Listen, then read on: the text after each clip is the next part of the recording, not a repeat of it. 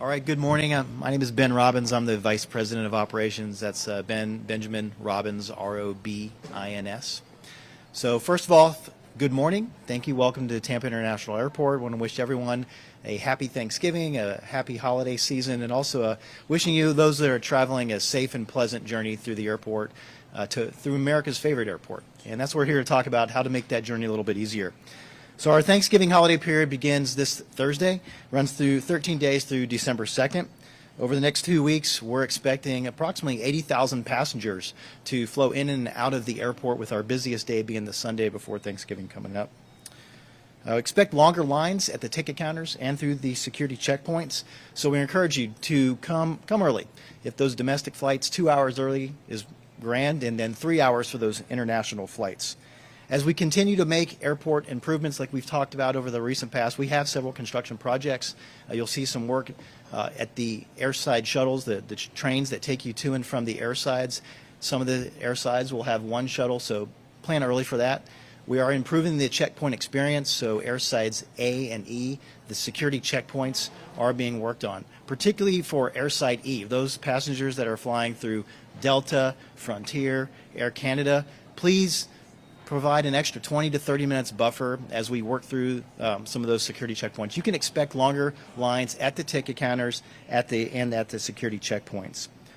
Also, you can expect the curbs to be slightly more congested. It is the time for family and friends to come in and out of the airport, and you can expect that some of that extra traffic at the curbs. We encourage you to use the Blue Express curbs, and those that are using the rental car centers, you can drop off your bags at the remote bag check and then take the pleasant journey about 1.5 miles on the Sky Connect into the terminal. Parking will be tight. There'll be time periods during the Thanksgiving holiday period where we will see some peaks, and we can expect to see the parking garages near capacity. Your best bet is to reserve your parking online ahead of time at the Tampa International Airport website. If we always get the question about, is my airline on time, is my flight on time, please check with your airline. They will have the most up-to-date information. Double check with them on the app. You can make the phone calls, the ticket counters. So the airline will have the most up-to-date information on the status. Again, we encourage you to be early. You can get to the airport. We have a great concession program. You can actually order your concessions ahead of time. You can grab your cup of coffee, have it waiting for you, have a pleasant journey getting through the gate. And again, wishing everybody a happy Thanksgiving, a pleasant holiday season, and I'll open to questions. I guess what can and can't you bring through? Is that somebody? So I'm going to introduce my friend, the TSA, Mr. Kirk Skinner.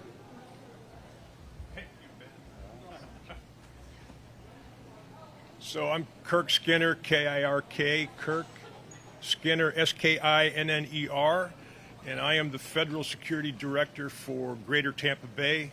That's Tampa International, St. Pete, Clearwater, Sarasota, Bradenton, and we just opened up Lakeland International. So what can you not bring? It's easier probably to start off that way, and I would highlight by saying tsa.gov is a great resource, as well as Ask TSA. If you're on Twitter, you're on Reddit, some of those other things, you'll find those accounts as well. Typically, though, I'll start with the big one. Don't bring your favorite or even your least favorite weapon to the checkpoint. I say weapon because we're including firearms, pointies, sharps, anything that can be used as a weapon. Don't bring it, please. For firearms, significant fines and loss of pre-check, and that can go up to $13,000. So, and it gets worse for multiple occasions of bringing that to the checkpoint, which, yes, people have done. So let's not do that. And just case in point, Veterans Day recently, we set a new record of 11 firearms over 3 days. I don't know why that happened. It had actually been going down ever since we went constitutional carry. It's like everybody got a little bit more responsible.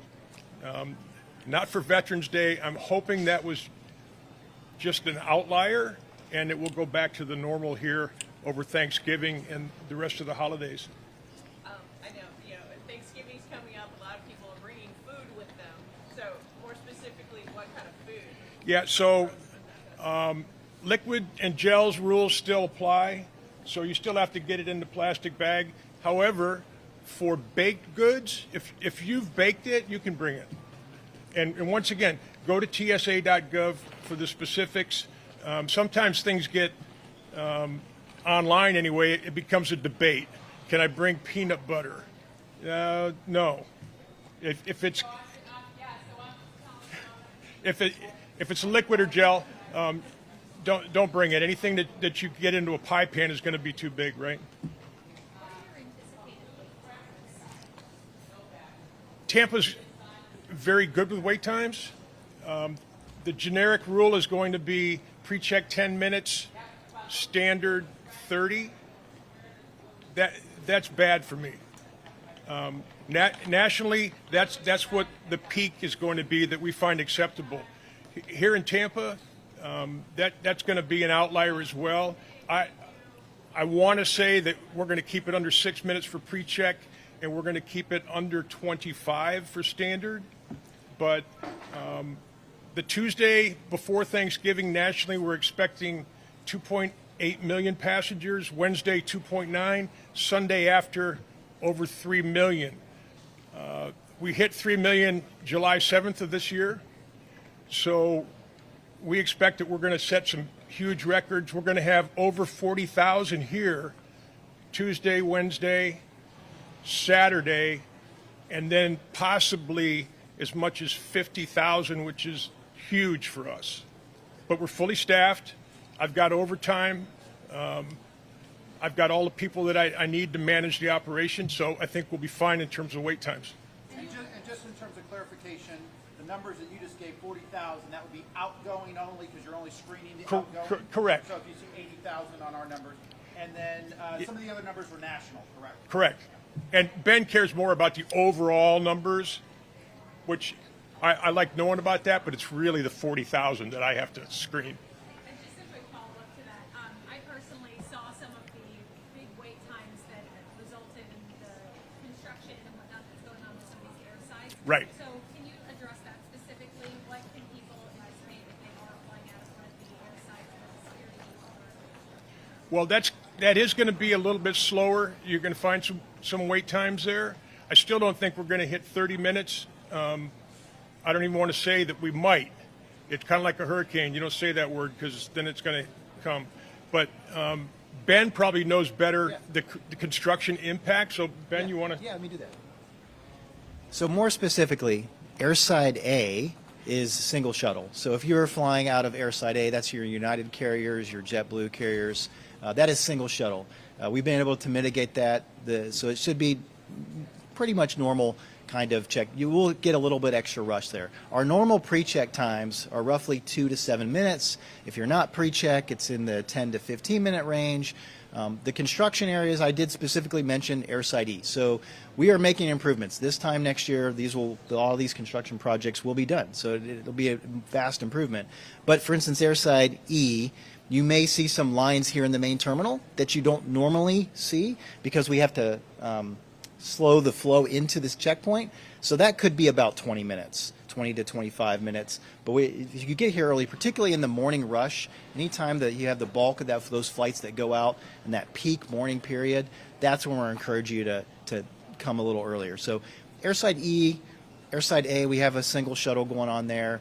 And then Airside C is back to normal. We'll have double shuttles back on there. And then F, that's normal at that point. So again, if you get here early, be no problem. And then there are certain peak periods that you just gotta watch out for. And if you get here early, it makes your holiday travel so much better. Across the nation, you're going to see surge in traveling. So Tampa International is just following the trend like the rest of the airports. And we want to make sure it's a pleasant experience for everybody. I know y'all had some damage during the hurricanes. Has that all been addressed and fixed as far as the parking garages, that sort of thing? Yep, we are finalizing that, so the parking garages will be back to normal. We'll expect to have those places again every time this year, this time of year. Thanksgiving, Christmas is a very holiday period, very heavy family, friends travel in and out. So you see a lot more parking than compared to our spring break period, which is more of a rental car focused period. So yeah, the parking garages will peak, they'll flow, they'll kind of go up and down. That's why the reservations are key to that piece. Airside E is Delta. Yeah, Airside E is Delta, Frontier, Air Canada. But again, we'll have all the support. We'll have our customer experience reps explaining the situation, making sure everything's good to go to give you that pleasant experience. Any other questions? All right. Well, again, happy Thanksgiving to everybody. We wish you a pleasant journey through America's favorite airport, and we'll be talking to you soon. Thanks.